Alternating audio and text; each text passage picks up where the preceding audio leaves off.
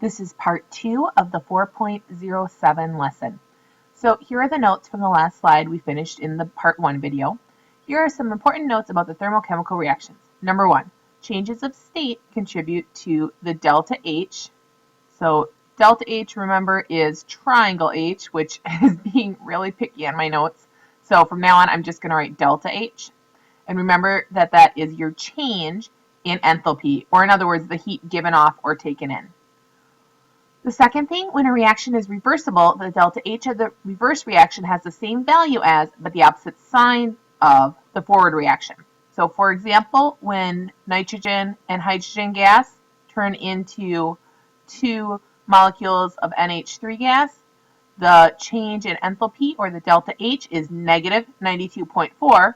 But now, if I go backwards, so if I start with the 2 NH3 and now my products are nitrogen gas and hydrogen gas, you'll notice that my delta H is still 92.4 kilojoules, but now it's positive instead of negative. Point 3, if you multiply a chemical equation by some factor, you must also multiply the delta H by the same factor. So for example, here's my equation that I'm using. My delta H is the negative 92.4 kilojoules. I'm going to multiply it by 3. So I have to multiply the entire thing by 3. Notice how I put brackets over the entire equation as well as the delta H. So distribute your 3. You get 3, 9, 6, and 3 times 92.4 is your negative 277.2 kilojoules. The fourth point, delta H under STP has the symbol delta H with the superscript 0. And 5, when you have 2 parts to a reaction, you add the delta H's together.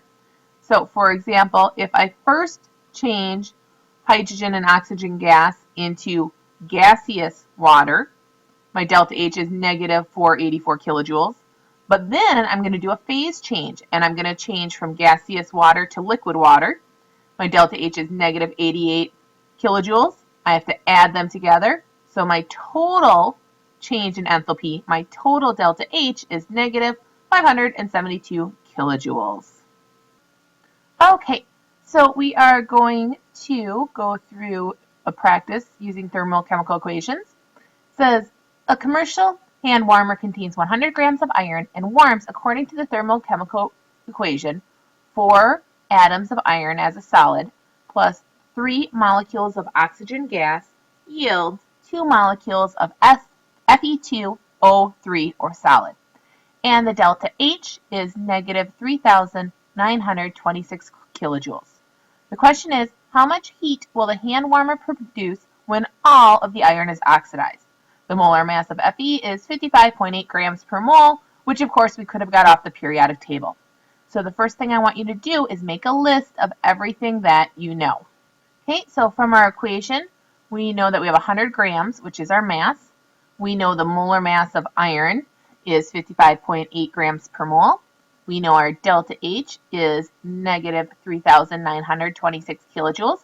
We are solving for Q, and what does Q stand for? Heat. Okay, and there's a new equation that we're going to use. The new equation we're going to use is Q equals N delta H. So Q stands for what? Heat. N stands for what? N stands for the number of moles. And H, of course, stands for our delta H, or our change in enthalpy, or the heat given off or taken in. All right, so if you think you know how to do it, go ahead and hit pause. If you're not sure, we'll keep going through it together. Okay, so I changed it so everything we know is highlighted in yellow on one line, so hopefully I can fit more on the screen at once.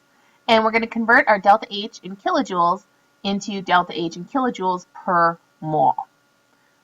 So how we're going to do that is we are going to have negative 3,926 kilojoules, which we got from up here, and we want to know moles of Fe.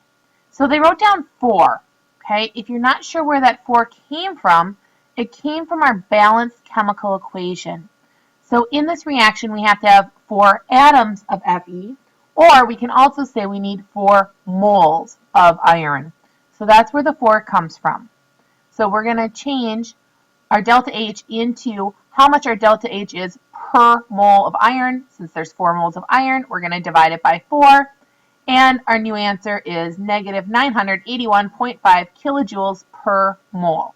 So next, we need to calculate the number of moles of iron oxidized. So if you can do it by yourself, please go ahead, hit pause. It is the moles of iron equals the mass over the molar mass of iron. So we're looking up here. We got our mass, our molar mass. Plug in your numbers. Our 100 grams of iron is equivalent to 1.73 moles of iron. And then we just have to plug in our numbers. So multiply the number of moles of iron by the delta H, because our equation, remember, is Q equals N delta H. So we get 1.79 moles of iron times negative 981.5 kilojoules per mole. And our answer is our heat, or Q, equals negative 1.76 times 10 to the third kilojoules. All right, since this is the first time doing a problem like this, I strongly suggest finish watching the recording, taking notes as you go, and then when you're done, maybe not right away, maybe later today or even tomorrow, go back and try the problem again. So just looking at this part of it, try the problem and say, can I still do it? If not, go through and read it again or watch this part of the recording again. That's the only way to learn these, is to practice, practice, practice. And you can practice using the same problem if you just wait a little while first. All right, let's do example number 2. Review this example of calculating delta H for a multi-step reaction. The net or total enthalpy is equal to the sum of the enthalpies from the initial combustion and the change of state. Okay, so let's kind of break that down again.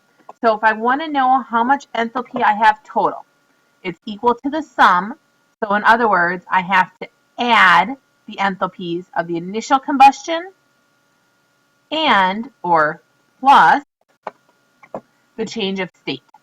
You can calculate the net or total enthalpy if you know the initial enthalpy and the enthalpy from the change of state.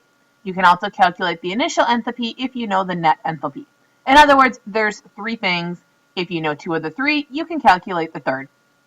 For example, for the combustion of methane, you are given the initial enthalpy and heat of vaporization. You can calculate the initial enthalpy as shown here. So here's our question. What is the enthalpy of reaction for the initial combustion of liquid methane, given the delta H for vaporization is 88 kilojoules, and the net or total delta H is negative 890 kilojoules? All right, so sometimes all these words and paragraphs are hard to follow when you can really just write the equation. So the net enthalpy is equal to the enthalpy of the initial combustion plus the enthalpy of vaporization. So my initial delta H plus my delta H of vaporization equals my total or net. What are we solving for again? We're solving for the initial one. So use your algebra skills and rearrange it and solve for initial. And that would look like this. So initial delta H equals the net delta H minus the delta H of vaporization. So here are our numbers. Plug them in. What do you get for an answer? You get negative 890 minus 88 kilojoules equals negative 978 kilojoules. And that's all you have to do for this one. Cold packs absorb heat by dissolving salts. As you learned in the lesson of conservation of energy, cold packs used for first aid have a thin inner bag of water surrounded by crystals of ammonium nitrate or ammonium chloride. When you break the inner bag, the water dissolves the ammonium salts in one of the following reactions. So we have NH4NO3 or the NH4Cl, depending if we started with ammonium nitrate or ammonium chloride. They're both solids. And they decompose or change into NH4, which is aqueous, plus NO3, negative, which is also aqueous. Our delta H is positive 27.7 kilojoules per mole.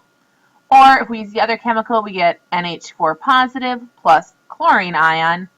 The delta H is positive 14.8 kilojoules.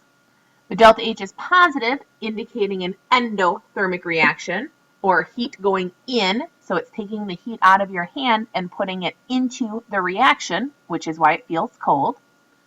Because the reaction involves dissolution in water or dissolving in water, the enthalpy of reaction is given a special name, the enthalpy of solution or heat of solution. Enthalpies of solution occur when many salts strong acids, and strong bases are dissolved in water. Not all dissolutions are endothermic. For example, anhydrous calcium chloride has a delta H sub S, or heat of solution, of negative 81.2 kilojoules per mole. Because it's negative, it is exothermic. So I put in our notes, if a reaction involves dissolution or dissolving in water, the enthalpy of reaction is given a special name, the enthalpy of solution or heat of solution, which is delta H sub S. Enthalpies of solution occur when many salts, strong acids, and strong bases are dissolved in water. Thermochemical equations depict enthalpy change in chemical reactions. Thermochemical equations must be balanced. The states of all reactants and products are noted in parentheses. The change in enthalpy or enthalpy of reaction, delta H, is written at the right. Endothermic reactions have a positive delta H, while exothermic reactions have a negative delta H. Changes of state contribute to the delta H. In multi-step reactions, delta H values can be added to calculate the net delta H.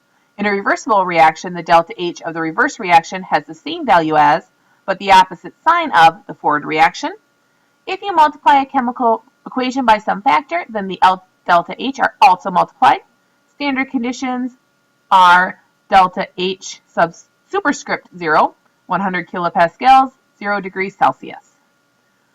Thermochemical equations show reactants and products. Thermochemical equations can be endothermic, positive delta H. Thermochemical equations can be exothermic or negative delta H. Alright, since I have a couple minutes left on this video, and this was a tough lesson, I want to show you this trick. So what I did is I just copy pasted the last slide here. Okay? What I would do as a good way to study, go through this and make yourself basically a little worksheet. Okay? And I would take out some of the key things.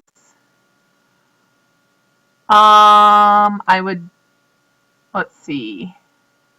Maybe I'd leave that one. All right.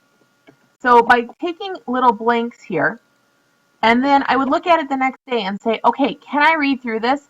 And can I fill in all the blanks? If I can, I know it. If I don't, if I'm like, oh my gosh, what in the world would that be? I don't really know it. Okay? So this is a really quick way to make yourself a worksheet. And in fact, you can do that with all of your notes. And like I said, the problems you should just redo to practice them. But with any of these notes up here, make yourself an extra copy so you still have an answer key, okay? You want to have an answer key. So do a save as and like 4.07 worksheet for practice. Go through. If you can fill in all the blanks, you know it a lot better than if you were just reading it straight up, okay? If you can fill in the blanks, your brain remembers it better. So again, a tough lesson, just another way to help you do better on it.